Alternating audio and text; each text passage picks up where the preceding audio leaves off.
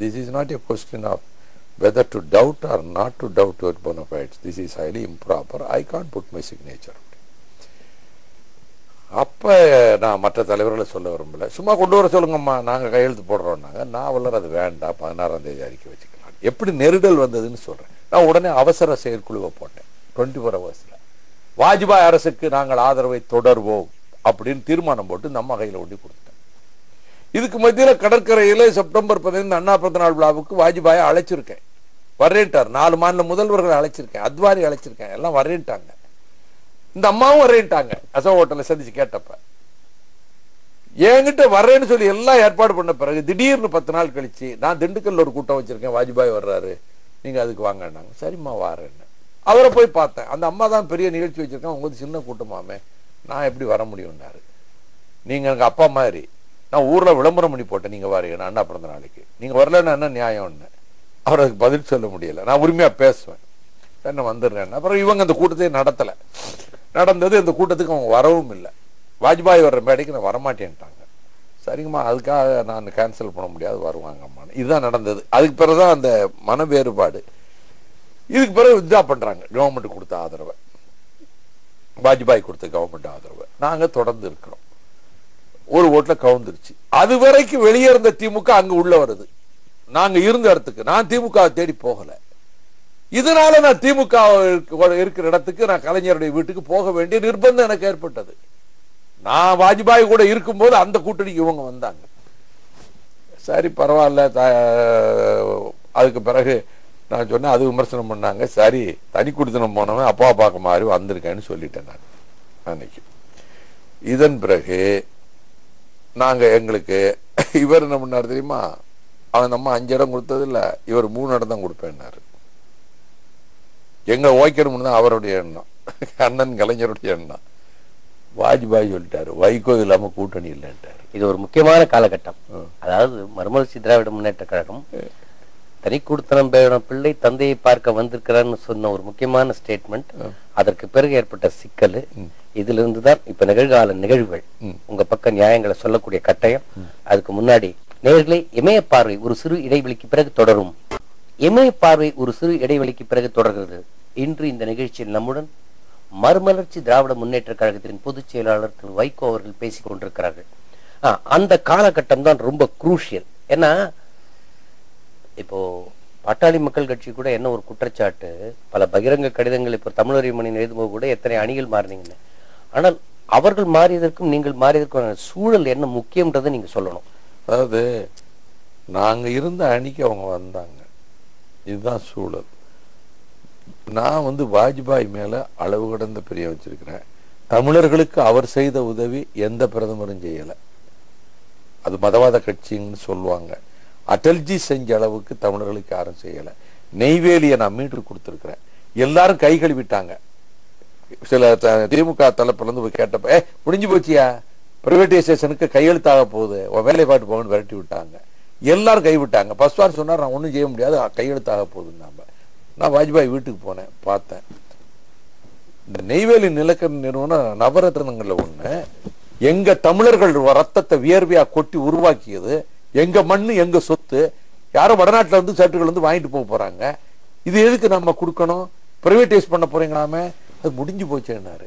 நான் கேட்டேன், அட்டல்ஜி எனக்கு என்னை உங்க பிள்ளை மாதிரின்னு சொல்லியிருக்கீங்க, எனக்கும் அம்பிஷன் இருக்காதா வாழ்க்கையில, நான் துறவியா, நானும் ஒரு நல்ல இடத்துக்கு வர வேண்டாம் அரசியல்ல, என்னைக்காவது ஒரு நாளைக்கு நான் தமிழ்நாட்டுக்கு நான் இதெல்லாம் செய்தேன், இப்படியெல்லாம் நான் நல்லது செஞ்சேங்கிறத மக்களுக்கு தெரிய வேண்டாமா, ஏதாவது உருப்படியா நான் 2 காரியம் தமிழகத்து மக்களுக்கு சேவை செய்ய வேண்டாமா, இந்த நெய்வேலி நிலக்கரி நிறுவனம் தனியார் மயமாக்கத நான் தடுத்து நிறுத்தினேங்கிற ஒரு நல்ல ஒரு மரியாதை ஏற்பட்டா என் கட்சிக்கு நல்லது, எனக்கு நல்லது இல்லையா, இது யோசிக்க வேண்டாமா.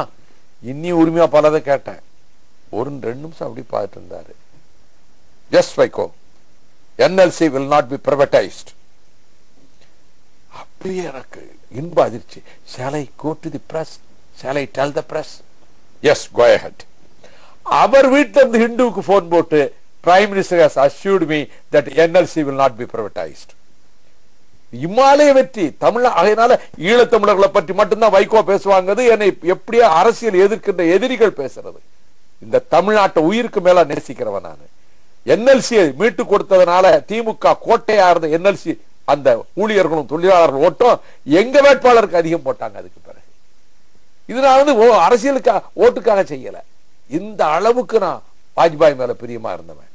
அப்படிப்பட்ட வாஜ்பாயோட இருந்து அந்த இடத்துக்கு தான் இவங்க வந்தாங்க இல்லையா. நான் தறி கொடுத்துற போனமாக வந்தேன்னு சொன்னேன்ல. அவர் எப்படி ஆள் தெரியுமா? கலைஞர் அப்படியே ரெசிப்ரோகேட் அடிச்சாரு. காஞ்சி மாநாட்டுக்கு, மாநில சுயாட்சி மாநாட்டுக்கு அழைச்சிருக்கிறோம். மாநாட்டுக்கு அவர் வர்றாரு. மாநாட்டில் வந்து பேசுறாரு. அன்னைக்கு அத்வானியும் பேசுறாரு. அவர் சொல்றாரு, நான் இங்க வந்திருக்கேன், தம்பி அழைச்சான்னு வந்திருக்கிறேன். ஒரு தகப்பனுக்கு 2 பிள்ளைகள் இருந்தாங்க. அந்த 2 பிள்ளைகள்கிட்ட வந்து நீ வந்து உங்க 2 அறை அந்த வீட்டை 2 வீட்டையும் நீங்க நல்லா எப்படி நல்லா ஒரு நான் வரப்போறேன், அந்த வீட்டை எவ்வளவு சிறப்பாக செய்ய முடியுமோ செஞ்சு வச்சிருங்க, வீடு நிறைந்து காணப்படும் சொன்னாப்புல. ஒருத்தன் பூரா வைக்கல கொண்டாந்து வந்து நிறைஞ்சு காணப்படும் அடைச்சு வச்சுட்டான் ஒரு பையன். இன்னொரு மகன் என்ன செஞ்சான்னா விளக்கேற்றி வைத்து ஒளிமயமாக்கி இருந்தான் அந்த வீட்டை. அது மாதிரி அண்ணாவின் கொள்கை சுடரை விளக்கேற்றி வைத்திருக்கிற தம்பி வீட்டுக்கு வந்திருக்கேன்னு பேசிட்டார். இது என்னன்னா இது 2 பையங்களை சொல்றாரு. இது வைகோவை சுடர் விளக்கேற்றி வச்சிருக்காரு அண்ணாவுன்னு.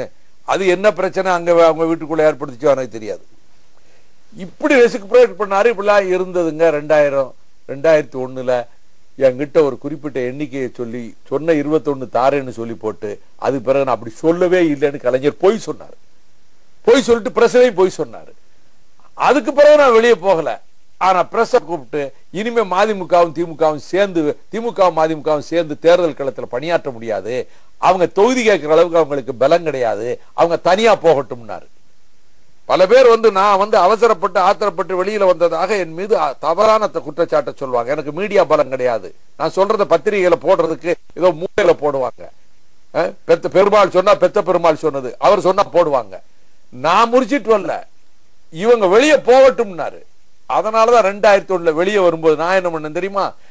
வாஜ்பாய் மந்திரி சபையில நாங்க மந்திரிகளா 2 பேர் இருக்காங்க என் கூட இருந்தவங்க. இப்ப 2 பேரும் கருணாநிதியோட போய் சேர்ந்துட்டாங்க, கலைஞரோட போய் சேர்ந்துட்டாங்க. அவர்கள் போட்டியிடுகிற 21 தொகுதிகளில் நாங்கள் போட்டியிட மாட்டோம்னு சொல்லி 213 தொகுதியில நாங்கள் போட்டி போட்டோம்.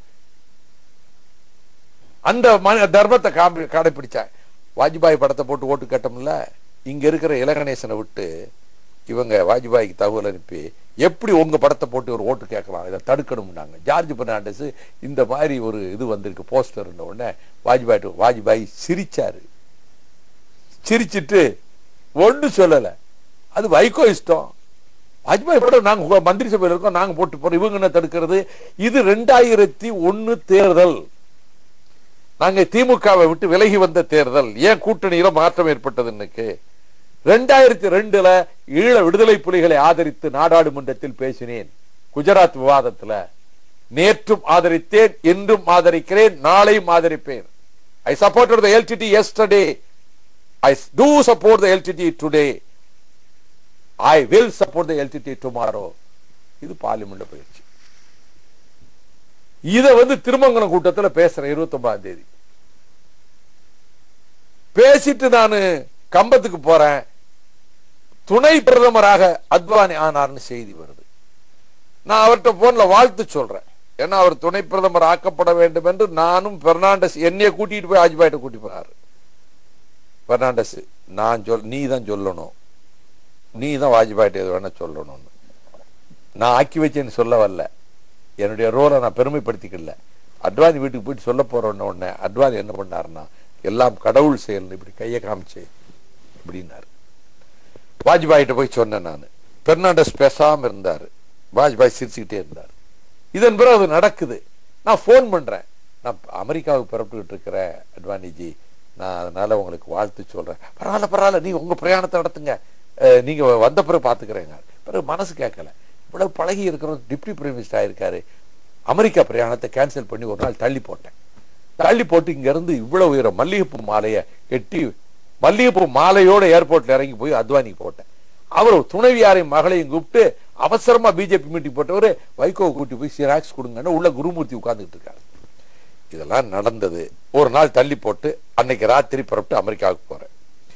அமெரிக்காவுக்கு போகும்போது லண்டன்ல இருந்து சிகாகோ பிளை பண்ணிட்டு இருக்கேன் நான்.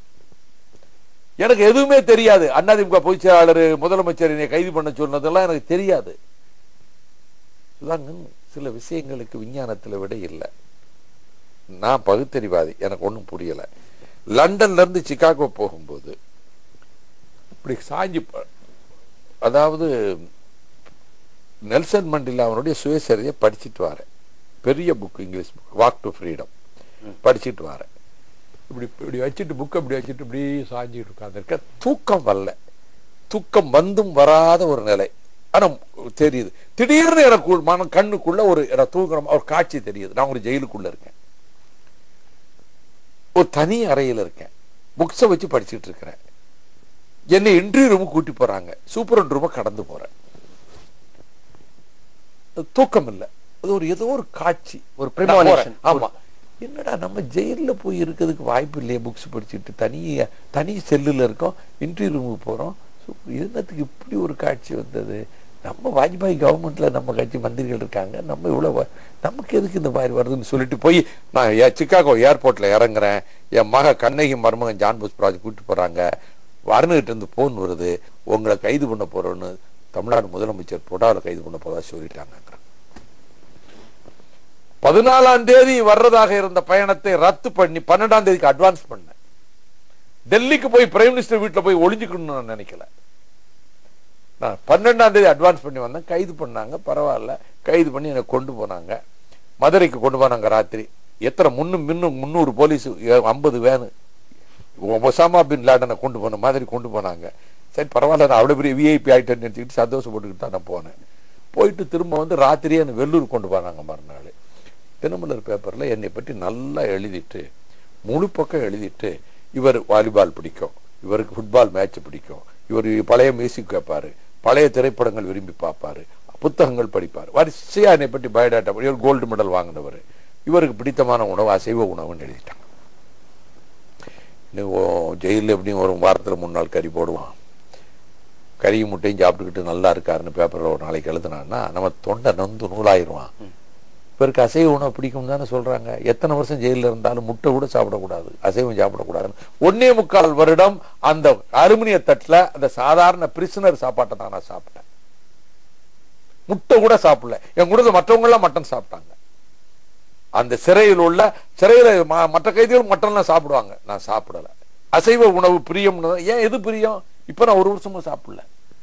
எனக்கு ரொம்ப பிடித்தது எங்க அம்மா செஞ்சு வச்சுக்கிற மீன் குழம்பு, எங்க ஊர் குளத்து மீன். எனக்கு ரொம்ப பிடிச்சது அசைவ உணவு. முள்ளிவாய்க்காலை நினைத்து, இந்த தமிழ் மக்கள் லட்சக்கணக்கில் கொல்லப்பட்டதை நினைத்து, அந்த குழந்தைகள், பச்சிளம் குழந்தைகள் கொல்லப்பட்டு, தாய்மார்கள் கொல்லப்பட்டு, நாதியற்றது இனம் செத்ததை நினைத்து, நான் பெரிய தியாகம் பண்ணிட போறதில்லை. எனக்கு அதெல்லாம் ரொம்ப பிடித்தமானது. தியேட்டர்ல சினிமா பார்க்கறது, இனிமே பார்க்கறது இல்லை. எனக்கு அதெல்லாம் பிடிச்சது நாவுக்கு ருசியா நான் வெஜிடேரியன் சாப்பிடுறது. என் வாழ்நாள் நீ சாப்பிடுறது இல்லை. இப்ப போன மேயில இருந்து நான் அசைவம் சாப்பிடுறது இல்லை. இதெல்லாம் வந்து எமோஷன் இல்லை. வாழ்க்கை என்பது சில உணர்வுகள். எனக்கு அந்த மக்கள் இப்படி கஷ்டப்படுறாங்க, நம்ம சகோதரமா சாப்பிட்டுக்கிட்டேன். இப்படிப்பட்ட ஒரு நிலைமையில ஜெயிலுக்கு போய் இருந்து வெளியே 2 தடவை அண்ணன் கலைஞர் வந்துட்டார்.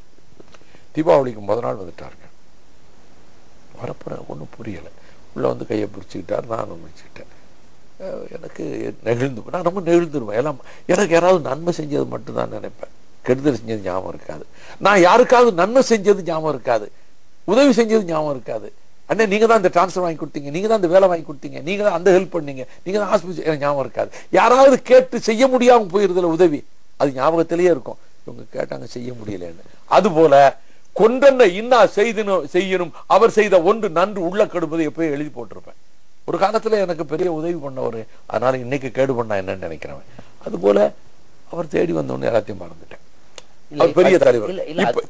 என்னன்னா இப்ப முக்கியமான காலகட்டம் என்னன்னா, இது பல தடவை நீங்கள் சொல்லி உங்கள் புத்தகத்தில் பதிவு பண்ணி எல்லாம் பண்ணிருக்கீங்க.